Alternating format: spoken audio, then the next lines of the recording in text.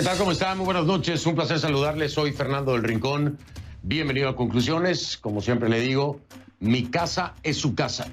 Estamos iniciando la semana número 26 ya. Esta es la semana número 26 de transmitir desde aquí. Y bueno, parece, por lo menos aquí en Estados Unidos, ya le voy a explicar el por qué, que va a ser todavía por un buen rato, Por un buen rato, por supuesto. Todo esto tiene que ver con el COVID-19. Gracias por iniciar la semana entonces conmigo. Y le cuento que el programa de hoy es un programa especial precisamente acerca del COVID-19, porque de pronto a muchos se les olvida que seguimos metidos y, le digo, muy metidos en este problema, desgraciadamente. En Estados Unidos, en cualquier momento, le voy a dar una cifra aterradora. En cualquier momento. Estamos cerca de llegar a las 200,000 víctimas. 200,000 víctimas, ¿sí? 200,000 víctimas. Estamos muy cerca. Es muy factible que ese número se llegue a cumplir en el transcurso de esta hora. 200,000 víctimas por COVID-19 en los Estados Unidos. Y las cosas no pintan, no le digo que terroríficas, pero no pintan bien.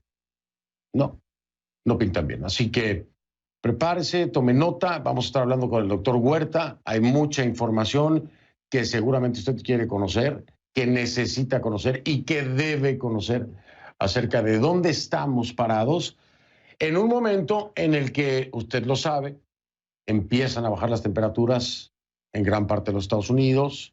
Estamos entrando a una temporada donde también las gripes empiezan a brotar en combinación con un COVID-19. ¿Qué tan grave puede ser el escenario? Vamos a preguntárselo al doctor Huerta, por supuesto. ¿Y qué esperanzas hay con el tema de las vacunas? Y no solamente las vacunas. Hay un tema muy interesante que es la posibilidad de desarrollar medicamentos que aminoren los síntomas del COVID-19. Que haga de cuenta que le da gripe, no se la va a poder quitar, pero sí va a poder tomar 2, 3 pastillitas o un té o todas estas cosas que hay para no sentirse tan mal. ¿En dónde estamos parados en ese sentido? Antes de la vacuna, ¿no? Ya esto sería un gran avance. Bueno, de todo esto y muchas cosas más. Pero antes vamos con las 5 del día.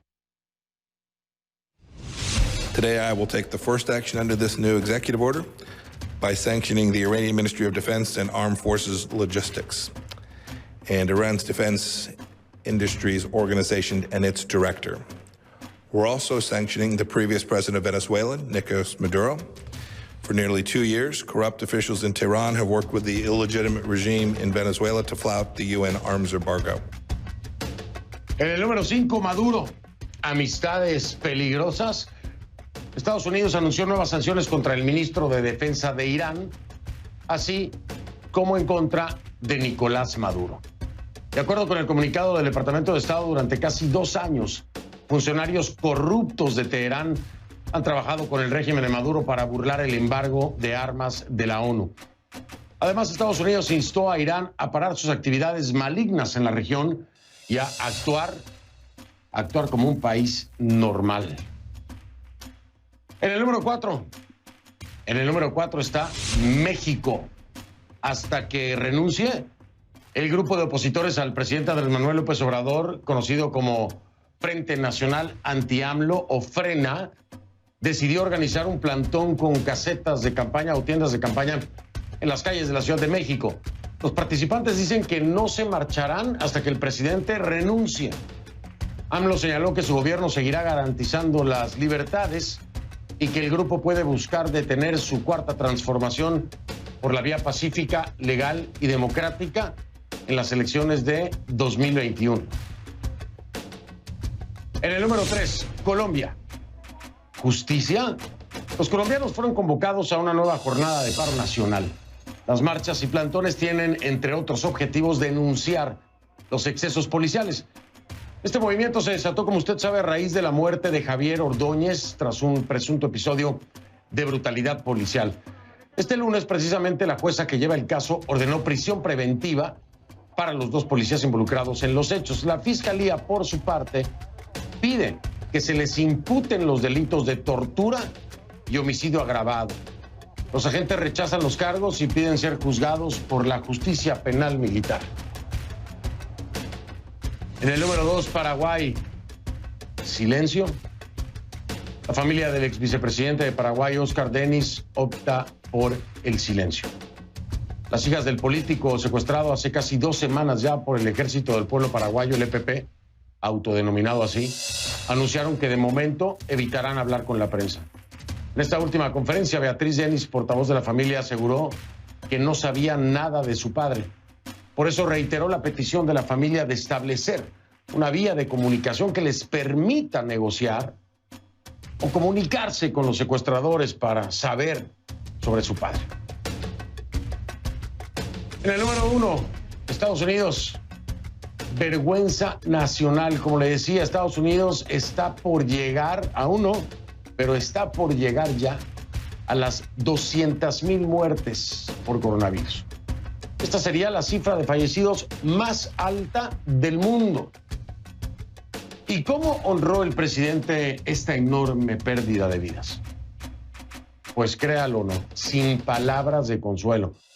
Donald Trump reiteró en entrevista con la cadena Fox News que ha hecho un trabajo fenomenal, sobresaliente. Así califica su trabajo. Aunque sus críticos creen más bien que se trata de una tragedia o una vergüenza nacional. ¿Usted qué piensa? Son casi 200,000 muertos por coronavirus.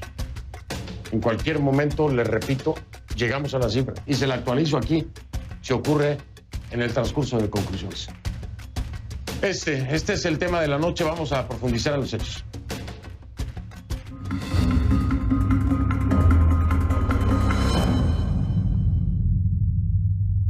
Le pido que a partir de ese momento me acompañe utilizando la etiqueta numeral conclu COVID EEUU.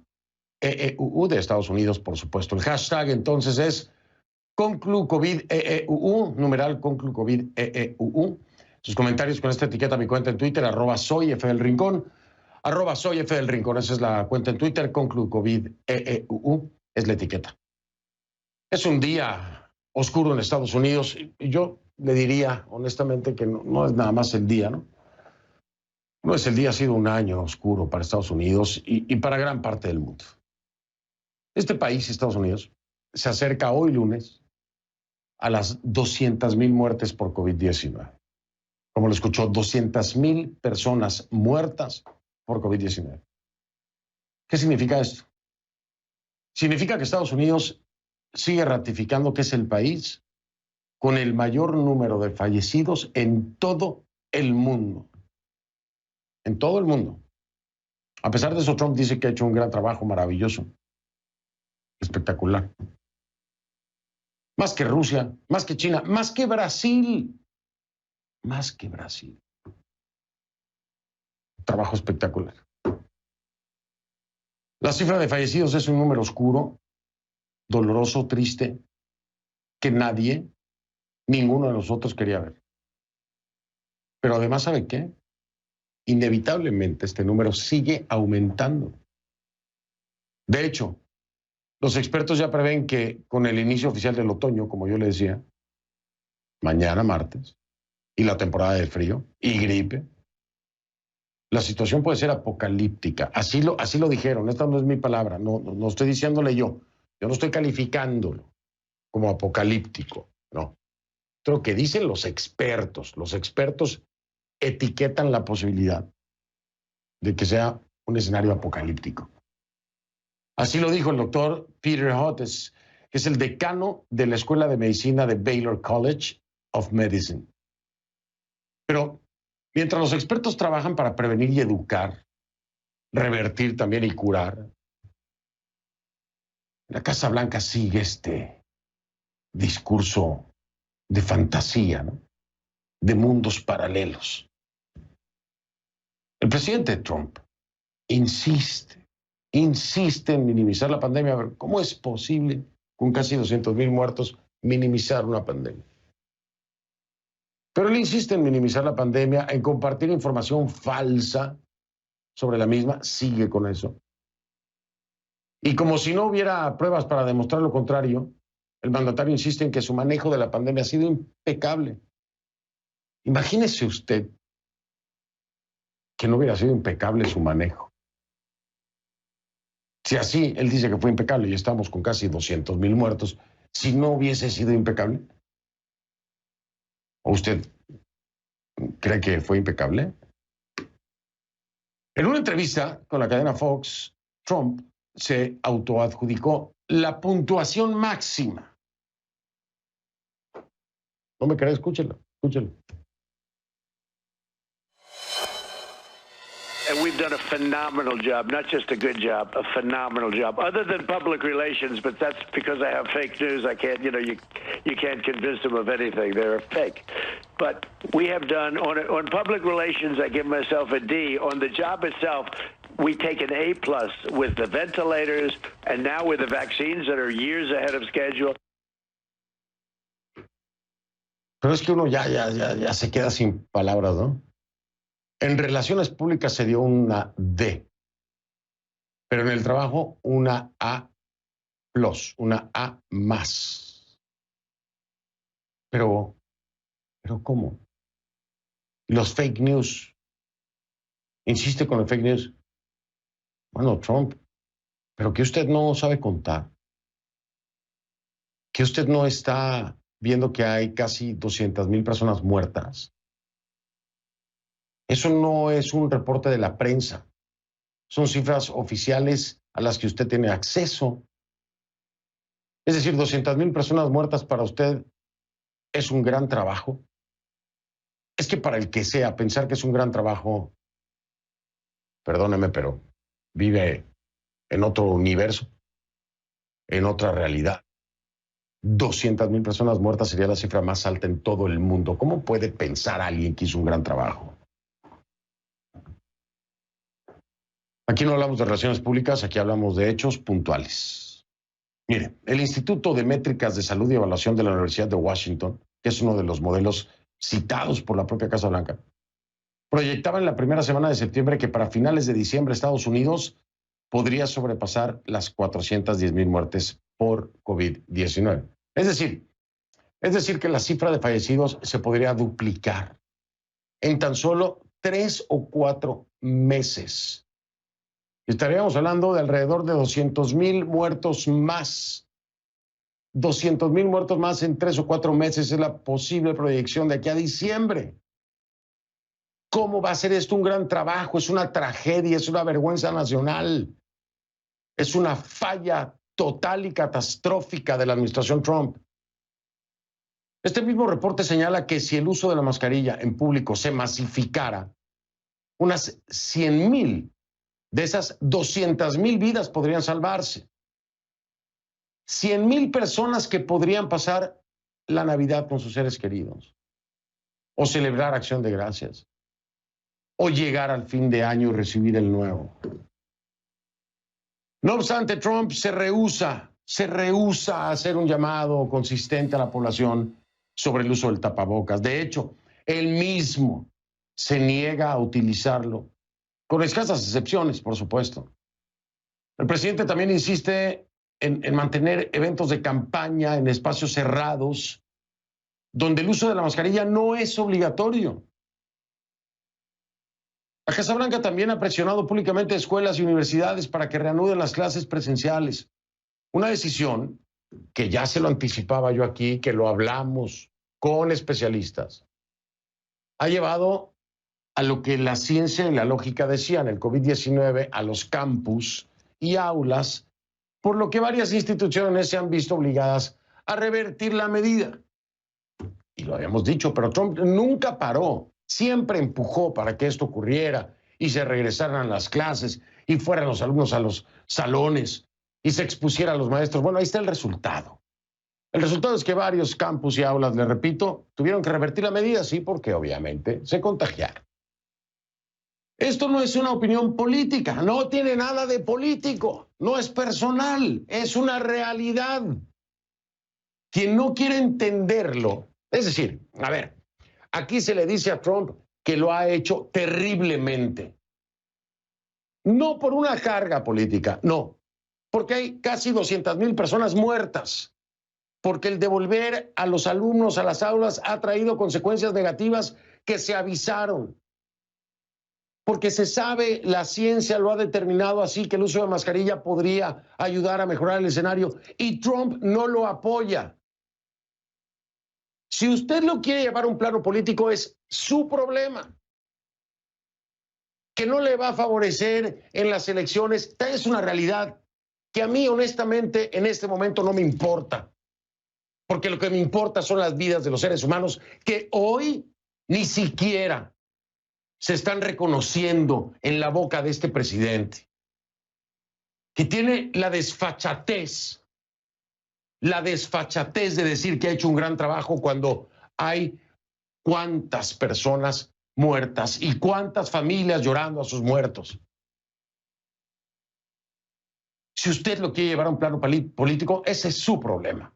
Esta es una realidad a la que le digo algo, usted que apoya o no a Trump, está expuesto. Que sus hijos están expuestos a esa realidad. Que su padre, que su madre, que su abuelo, todos están expuestos a esta realidad por el mal manejo de una persona, por la necedad de una persona, por la ignorancia de una persona. Y él es Donald Trump. Y le digo ignorancia porque lo hemos visto en repetidas ocasiones, es público y notorio, pasar por encima de los lineamientos científicos para controlar este virus, esta pandemia. Esto es lo que dicen las cifras de las encuestas sobre el manejo de la pandemia por el gobierno de Trump. Ponga atención a estas cifras. De acuerdo con una encuesta nacional de CNN y SSRS, casi 7 de cada 10 estadounidenses dicen que la respuesta de Estados Unidos al brote de COVID los hace sentir avergonzados. 7 de cada 10. Hay 3 más que no sé cómo piensen. El 58% de los encuestados desaprueban el manejo de la pandemia por parte de Donald Trump. Y créame que le va muy bien con esa cifra. Esta encuesta se realizó a mediados de agosto con 1,108 personas. Algo parecido se siente a nivel internacional. Una encuesta del Centro de Investigaciones Pew, llevada a cabo en 13 países con más de 13,000 adultos, encontró que la reputación de Estados Unidos ha disminuido rápidamente entre aliados y socios claves precisamente por la manera en que Estados Unidos ha manejado la crisis. Ojo, digámoslo como es, ¿no? Por la manera en que Donald Trump ha manejado la crisis. Esto no es todo. También existe una enorme preocupación por la forma en que las opiniones de la Casa Blanca se habrían inmiscuido en los Centros para el Control y la Prevención de Enfermedades, los CDC. CNN, nosotros le informamos la semana pasada que los funcionarios de comunicaciones de salud y servicios humanos de Estados Unidos habían ejercido presión para cambiar el lenguaje de los informes científicos semanales publicados por los CDC. ¿Con qué objetivo? Ponga atención. Con el objetivo de no socavar el mensaje político, ahí sí se lo subrayo, del presidente Donald Trump. Para que no le afecte políticamente a Trump cambiar el lenguaje. Así lo reveló a CNN un funcionario de salud federal. El director de los CDC, el doctor Robert Redfield, lo niega. Lo niega. Pero pese a esa negativa, los CDC se han visto obligados a rectificar directrices confusas publicadas en su página web luego de que CNN y otros medios revelaran que algunas actualizaciones públicas no habían sido escritas por científicos de la entidad, no. Y que las mismas no habían sido sometidas a un proceso de revisión científica. No eran ni siquiera los científicos los que estaban redactando esos informes. Esas actualizaciones tenían que ver con el sistema de pruebas y la forma en que las personas se pueden contagiar. Con toda esta información en mano, con toda esta información en la mano, le pregunto, ¿se merece Donald Trump esa A más, esa calificación que él mismo se ha dado? ¿Se merece Donald Trump eso? Es más, le voy a cambiar la pregunta. ¿Apoye o no a Donald Trump? ¿Usted se merece esto? ¿Usted que vive en este país se merece esto? ¿Su familia se merece esto? Sí. Parte de la información pública disponible, parte de lo que conocemos es que muchas de estas muertes pudieron ser prevenidas. Casi 200,000 fallecidos. Piensen eso, piensen el número, piénselo. Razónelo, 200,000 fallecidos, casi 200,000 fallecidos ya. No son números, no, son personas, padres, madres, hijos, hermanos. Nada me gustaría más que poder contarle la historia de cada uno de ellos. Me encantaría. Me encantaría. Pero son muchos. Y mientras hablo con usted, algunos de sus nombres están en pantalla. Lo que está viendo es esa lista de todas estas personas que han fallecido. Piense en cada uno de ellos la próxima vez que dude en ponerse la mascarilla, que dude de que el COVID es real, que quiera seguirle el cuento a los políticos irresponsables. ¿Sabe por qué? Porque a lo mejor el próximo nombre en esa lista es el suyo.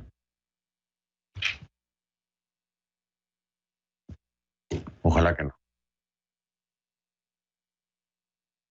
Vamos a una pausa. Vamos a una pausa después de ver estos nombres, esta tragedia. Y que aún haya quienes quieran creer en absurdas teorías de la conspiración y escuchen las necias e ignorantes palabras de un presidente Trump. Voy a hacer una pausa. Regreso con una voz experta. Afortunadamente, siempre hay luz en las sombras.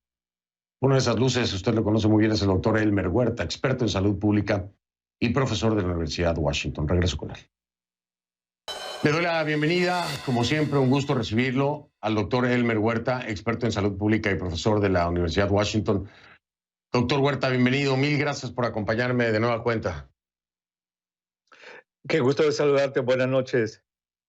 Adelante, sí. Buenas noches, gracias, doctor. Fernando, sí, no te escuché muy bien, sí, Fernando, sí. Discúlpame. Buenas noches. No se preocupe, buenas noches, no se preocupe, espero que me esté escuchando mejor. Ahora doctor sí, Elmer Fernando, Huerta, adelante. Gracias, qué bueno que ahora ya me escucha bien. Doctor Elmer Huerta, estamos por llegar a las 200,000 muertes aquí en los Estados Unidos y estamos viendo lo que ocurre con la CDC. Yo de verdad, doctor Huerta, me he quedado en shock cuando empezamos a ver que el discurso político está tratando de controlar a la ciencia en nuestro país ya a este nivel, a nivel de la CDC. Usted como profesional de la salud, doctor Huerta, ¿cómo ve las cosas en términos de información transparente de esta administración para todos nosotros aquí en los Estados Unidos en términos de COVID? ¿Cómo lo ve el doctor Elmer Huerta? Fernando, es muy preocupante y CNN se ve en todos los países. Yo quisiera hacerle una pregunta a nuestros televidentes esta noche. ¿Qué pensarían ellos, nuestros televidentes que viven en todos los países de América Latina, si las informaciones de salud que están recibiendo sobre medicamentos, vacunas o lo que sea, se trate de que se controlen desde sus gobiernos, desde sus estados, y nuestros televidentes se den cuenta que los ministerios de salud están tratando de controlar todo y que las medicinas, las vacunas o todo lo que vaya a aparecer vaya a salir, digamos, regimentada por lo que el gobierno quiere. Estoy seguro que muchos de nuestros televidentes se sentirían muy preocupados de ese control estatal sobre la salud de los pobladores en términos de información y acceso. Pues fíjate lo que ha pasado con el señor Trump, Fernando. Desde la hidroxicloroquina, pasando por el plasma del convaleciente, pasando luego por lo que es el intento de que la revista más prestigiosa del mundo de salud pública, que se llama MMWR, que es la del CDC que se publica semanalmente, haya sido tratada de ser manipulada en su lenguaje para no afectar la política del señor Trump. Ahora, el 15 de septiembre, el secretario de Salud de Estados Unidos, el señor Azar, le ha mandado un memorándum, fíjate Fernando, a todas las cabezas del Departamento de Salud. Ahí está la FDA, ahí están los Institutos Nacionales de la Salud, el CDC, y diciéndoles, señores, desde la fecha ustedes no tienen autoridad para hacer ningún tipo de regulación si su proposición no pasa por mi escritorio. Entonces, fíjate, todo está siendo centralizado en el secretario de Salud, que es muy amigo del presidente, y lo que estamos viendo es algo sumamente preocupante, que es el tomar por asalto, Fernando, la salud, la política de salud por el gobierno federal, y eso preocupa mucho. Es gravísimo. La pregunta siguiente, por supuesto, doctor, es que nosotros, como ciudadanos de este país, ¿qué podemos hacer ante esto? Es decir, ¿cómo confiar en esta información que nos puede dar una CDC? ¿A quién volteamos a ver, doctor Huerta? ¿Quién sería entonces nuestra guía? ¿Quién puede ayudarnos a no ser víctimas de una manipulación política con el tema del COVID?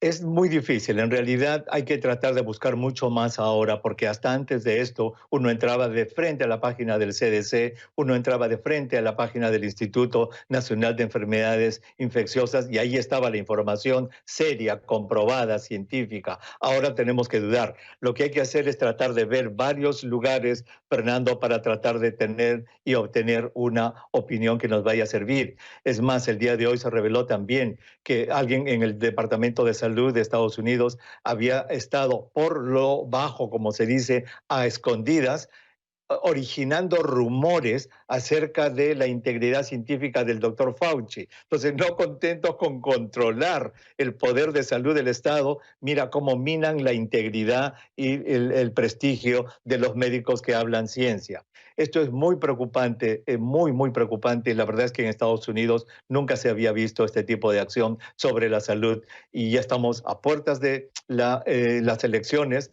y con esto que ha hecho el secretario de Salud, Fernando, de que todo lo que salga de las instituciones de salud, incluyendo la FDA, que tiene que ver con las vacunas, pase por su escritorio, pues no vamos a poder tener garantía de que si se aprueba esta vacuna haya estado bien estudiada. Es increíble. Lo escucho, lo leo, lo he analizado todo el día. No puedo creerlo, doctor Huerta, no puedo creerlo. Estoy en un estado de incredulidad. Vaya, no puedo imaginar los niveles en los que esto se está manejando por un tema de política. Doctor Huerta, voy a hacer una pausa. Regreso porque sé que hay muchas personas que quieren escuchar de usted. ¿Qué va a pasar en el otoño, en el invierno?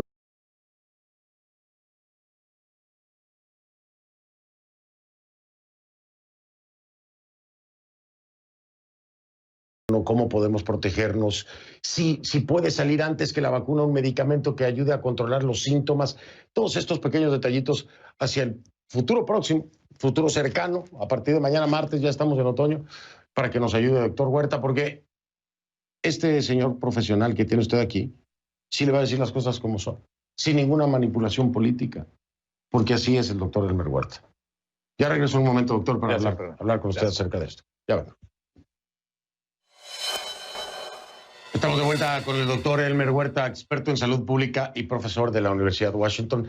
Doctor Huerta, pasando un poco al tema de la prevención y de lo que podemos hacer, lo que está en nuestras manos, bien otoño, bien invierno, bien la temporada de gripe, ¿qué nos recomienda? ¿Qué le dice a nuestra audiencia que quiere de alguna forma protegerse, esa audiencia consciente y responsable? ¿Qué podría hacer, doctor? A ver, Fernando, mira, este virus nos está demostrando un comportamiento completamente inusual. Se esperaba que ahora que venga la primavera y el verano que ya pasó, y el virus iba a disminuir, pero fíjate que no ha sido así. Por lo tanto, el comportamiento de este virus no es estacional como el de la gripe y los resfríos. Por lo tanto, va a seguir en tanto se persistan contagios. Entonces, lo que nuestros televidentes tienen que hacer es recordar que esta es una enfermedad infecciosa producida por un virus que se contagia de persona a persona cuando ocurren dos cosas. Número uno, cuando las personas están muy cerca y cuando la nariz y la boca están al descubierto. Allí, cuanto más tiempo obviamente pasan juntas, va a haber más probabilidad de contagio. el uso de la mascarilla que cubra la nariz y la boca, el mantenimiento de 2 pasos de distancia con otras personas en lugares públicos, el evitar salir de casa si uno no tiene que salir y evitar las aglomeraciones son importantes. Obviamente el lavado de manos es muy importante. Esto es real, ya son 200,000 los norteamericanos que han muerto y eso realmente tenemos que tomarlo en cuenta, Fernando.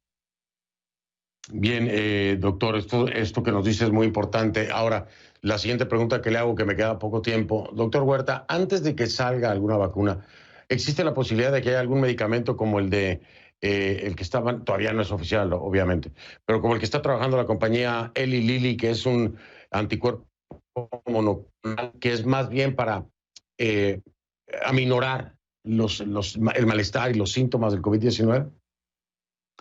Sí, mira, en medicamentos antivirales simples como el Remdesivir, etcétera, lamentablemente no hay ninguno que esté despuntando. En otro tipo de medicamentos ya lamentablemente también la hidroxicloroquina no ha demostrado acción, la acitromicina tampoco y la ivermectina que tanto se usa en algunos países de América Latina tampoco. O sea, en medicamentos no hay. Lo que menciona son estos medicamentos que son anticuerpos extraídos de la sangre de las personas, no el plasma que se hace como una transfusión, sino aquí se averigua qué anticuerpos tiene el sobreviviente que son los más precisos, se les extrae y luego se fabrica artificialmente y luego se hacen inyecciones de estos anticuerpos específicos. Eso parece ser parte de la solución. El problema es que estos tratamientos son sumamente caros, Fernando, y ojalá que cuando salgan sean realmente asequibles. Aquí lo importante es la prevención y algunas de las vacunas que nos van a ayudar. Pero si se politiza este tema, también la gente va a tener mucha desconfianza, Fernando. Mira, la última encuesta de CNN reveló que 40% de los norteamericanos no se pondría la vacuna así salga y así sea gratuita. ¿Te imaginas? Ahora, si se da cuenta el público que esto se está politizando y que se hace un anuncio porque el secretario de Salud a pedido del presidente Trump hace ese pedido, eso va a ser un daño irreparable para la confianza que ha tomado décadas, Fernando, de que el público tenga hacia las vacunas. Efectivamente, hacia las vacunas y hacia organismos como la CDC, por ejemplo, doctor Huerta. Hacia la ciencia, claro. La ciencia en general, la ciencia en general. Una tristeza enorme. Oiga, doctor Huerta, le mando un fuerte abrazo, un agradecimiento siempre por estar aquí conmigo en el programa y por la información tan valiosa que siempre nos da. De verdad, millones de gracias, doctor Huerta. Muchas gracias, Fernando. Hasta la próxima. Buenas noches con todos. Buenas noches, buenas noches. El doctor Elmer Huerta, experto en salud pública y profesor de la Universidad Washington. Voy a hacer una pausa, regreso. Vamos a ver cómo están las cosas en Latinoamérica también. No lo vamos a dejar a un lado. Ya. Un conjunto de países heterogéneo y algunos han... Mire, si las cosas en Estados Unidos están mal, en Latinoamérica, pues no es que estén yendo mucho mejor, ¿no? Aunque, por supuesto, hablamos de un conjunto de países heterogéneo y algunos han frenado la propagación del virus más que otros, ¿no? Nuestros reporteros en Argentina, Brasil, México y Perú nos van a dar más detalles. Ponga atención. Hola Fernando, buenas noches. A pesar de la paulatina flexibilización de la cuarentena, Argentina ya lleva más de 6 meses en aislamiento social preventivo y obligatorio. Ese ha sido el nombre oficial que el gobierno le brindó al confinamiento. Pese a esto, Argentina no logra bajar su curva de contagios de coronavirus. Según los reportes oficiales del Ministerio de Salud, el país superó la barrera de los 600.000 casos y tal como indica la Universidad Johns Hopkins, Argentina es el 10º país del mundo con la mayor cantidad de casos. Otro punto llamativo es la evolución de la distribución geográfica de los contagios en todo el país.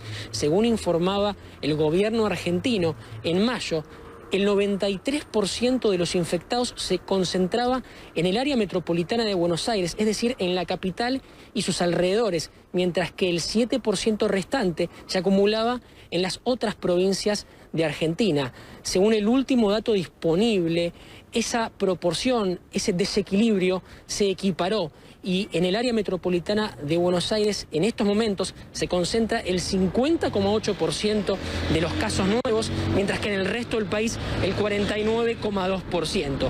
Además, Argentina ya acumula más de 13.000 muertos por COVID-19 y la Universidad Johns Hopkins ubica al país como el 14º con más fallecidos del mundo y el 5º en Latinoamérica. Ignacio Grimaldi, CNN, Buenos Aires. Buenas noches, Fernando. En Brasil hemos pasado la barrera de los 4,5 millones de casos confirmados por COVID-19 y los 137.000 muertos. En las últimas 24 horas ha habido un balance de 377 muertos por coronavirus. Y sin embargo, hay motivos para el optimismo, puesto que, considerando los datos del 6 al 12 de septiembre, podemos observar un descenso en cuanto al número de casos de un 30% y en cuanto al número de muertes de un 13%. São Paulo, que ha sido el estado más castigado por el COVID-19, ha presentado, según las palabras hoy del secretario estadual de Salud, su menor tasa de ocupación de camas de cuidado intensivo desde junio, desde que comenzó la pandemia, en torno a un 47%. Sin embargo, las aulas no han vuelto a ser presenciales desde el inicio de la crisis del COVID-19 en la mayoría de los estados de Brasil. Para CNN, Marcos Moreno, Río de Janeiro. Fernando, qué gusto saludarte. Este 23 de septiembre se van a cumplir precisamente 6 meses desde que inició en México la Jornada Nacional de Sana Distancia. Era cuando empezaba toda la estrategia para tratar de contener el coronavirus. Entonces empezaba el país el 23 de marzo de este 2020 con 316 casos positivos y 2 muertes, solamente 2 muertes. Con ese se decide emprender esta jornada de sana distancia. Bueno, al día de hoy, según el último reporte, el más reciente que acabamos de recibir de la Secretaría de Salud hace unos momentos, tenemos 700.580 casos positivos, 700.580 casos positivos y 73.697 casos de muertes de coronavirus, superando todas las expectativas y todos los pronósticos, incluso los más catastróficos que se habían calculado por parte de la Secretaría de Salud. Esta es la cifra hasta el momento, 73.697 muertes. Un dato positivo, si es que lo puede haber en todo esto, es que ya van 8 semanas consecutivas, dicen las autoridades, de un descenso en el número de contagios. Eso podría ser o estar ya marcando una tendencia, pero se espera también que ya las temporadas que vienen, otoño e invierno, puedan recrudecerse también los contagios. Mañana mismo comenzamos ya con el otoño y a ver qué historia se cuenta sobre este asunto. Fernando, pues esos son los datos desde México. Fernando, ¿cómo estás? Buenas noches. Las cifras relacionadas al COVID se han reducido en las últimas semanas y así lo han confirmado tanto la ministra de Salud, Pilar Macetti, como el presidente de la República, Martín Vizcarra. Según el último reporte del Ministerio de Salud, los casos confirmados ascienden desde que inició la pandemia a 768.895 y el número de fallecidos a 31.369. Un ejemplo de cómo se han reducido estas cifras es el siguiente. Si tomamos como base las cifras del SINADEF, del Sistema Nacional de Defunciones, vemos que hace poco más de 5 semanas el promedio semanal de fallecidos ascendía a poco más de 6.000. Ese mismo promedio semanal ahora está rodeando los 3.000. Es una reducción importante, pero las autoridades dicen que no debemos confiarnos. Sin embargo, hay que resaltar respecto al número de fallecidos que, según la Universidad Johns Hopkins, el Perú es el segundo país con mayor número de muertos por cada 100.000 habitantes. Te puedo terminar contando lo siguiente. La cuarentena generalizada terminó a nivel nacional, pero se mantiene en algunas zonas del país y, según las autoridades, a finales de octubre las fronteras se abrirían. Para CNN, Jimena de la Quintana, Lima. Gracias a todos mis compañeros por su información en cada uno de los países. Bueno, como ve, la cosa tampoco está muy bien, que digamos, en Latinoamérica. A pesar de la gran cantidad de casos y muertes, la Organización Panamericana de la Salud recordó que hay innumerables personas vulnerables que aún no han estado expuestas al virus, por lo que la situación podría empeorar con facilidad, sobre todo, como lo ha escuchado durante todo el programa, viene otoño, ya mañana el otoño y luego el invierno. Por eso, bueno, no hay que perder de vista los números, ¿no? Vamos a hacer un repaso rápido de las cifras en nuestros países. Iniciamos con Argentina, que tiene 640.147 casos positivos y 13.482 muertos. Esto de acuerdo a la información oficial. 640.147 casos en Argentina y 13.482 muertos. Bahamas tiene 3.370 contagios y 74 fallecidos. En Belice hay al menos 1.627 personas con diagnóstico positivo y 21 muertes. Bolivia reporta la cifra más reciente, 130.986 contagios, le repito, 130.986 contagios en Bolivia y 7.654 fallecimientos. De ahí nos vamos a Brasil. Brasil acumula más de 4.558.000 casos y 137.272 decesos. Esto en Brasil. De ahí nos vamos a Chile. Se contabilizan 447.468 casos confirmados y 12.298 muertes. 12.298 muertes en Chile. En Colombia se registran 770.435 contagios, 777.435 contagios y 24.397 fallecidos en Colombia. Costa Rica cuenta con más de 65.600 casos y 745 muertos. De ahí nos vamos a Cuba. Allá el régimen reconoce 5.141 contagios y 116 víctimas mortales. En Ecuador la cifra oficial es de más de 126.700 contagios y al menos 7.301 decesos confirmados. De ahí nos vamos a El Salvador. En El Salvador hay 27.798 personas infectadas y 812 decesos. Guatemala, 85.681 casos confirmados y 3.124 fallecimientos. Guatemala, 85.681 casos confirmados. Dentro de esas cifras se encuentra el presidente Yamatei. Haití informa 8.624 contagios y 221 muertos. En Honduras, de acuerdo a cifras del gobierno Juan Orlando Hernández, se lo subrayo, hay más de 71.600 contagios. 71.600 contagios y 2.184 víctimas mortales. En Jamaica se registran 5.143 casos y 70 fallecidos. Esto es Jamaica. México, de acuerdo a las cifras del gobierno de Andrés Manuel López Obrador, superó los 700.500 contagios y suma 73.697 muertes confirmadas. Rebasó el escenario más catastrófico, como ya nos decía Mario González, de las propias autoridades de salud. En Nicaragua, el régimen Ortega Murillo, se lo subrayo, dice que hay 4.961 casos y 147 fallecidos. Panamá actualizó sus datos para un total de 106.810 personas infectadas y 2.272 muertos. En Paraguay se confirman 34.260 casos y 676 muertes. En Perú, la actualización de Perú nos dice que hay 772.896 contagios y 31.474 fallecidos. Le repito, Perú, 772.896 contagios y 31.474 fallecidos en Perú. En Puerto Rico, en la Isla del Encanto, 42.476 contagios y 609 decesos. República Dominicana tiene 108.783 casos y 2.054 fallecidos allá en República Dominicana. Uruguay, hay al menos 1.927 casos y 46 muertos. Lo de Uruguay es increíblemente bien manejado. Lo de Uruguay, increíble.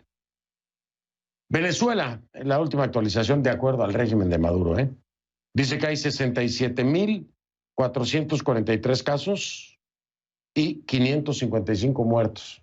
Esto de acuerdo al régimen de Nicolás Maduro. Tómelo con pincitas.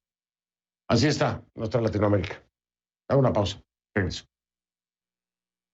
Soy Fernando del Rincón. Gracias por acompañarme. Lo veo mañana aquí en Conclusiones. Gracias.